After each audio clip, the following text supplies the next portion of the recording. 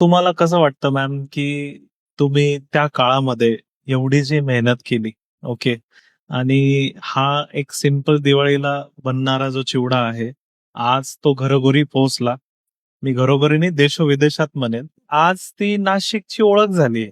ही जी नाशिकची ओळख निर्माण करण्यामध्ये तुमच्या कुटुंबाने तुम्ही जे योगदान केलेलं आहे, याच्याबद्दल तुम्हाला काय वाटतं मॅम? माझं लग्न झालं त्यावेळेस तर आपला जो हा कोंडाजी चिवडा आहे, हं, हा साधा ट्रान्सपरंट पिशवीमध्येच वजन करायचे. त्याला पेपरनी रॅप करायचे. पॅकिंग होती. त्याच्यावर लेबल लावायचे कोंडाजी चिवड्याचा आणि मग तो गिरायकांना देत असत. हं. मग हळू जसं सेल वाढत गेला त्याच्यानंतर पिशवी बनवण्यात आली.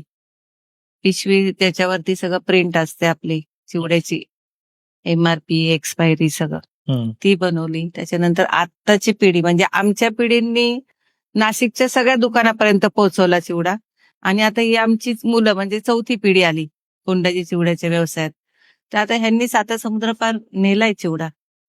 म्हणजे ब्रँड बनवलाय.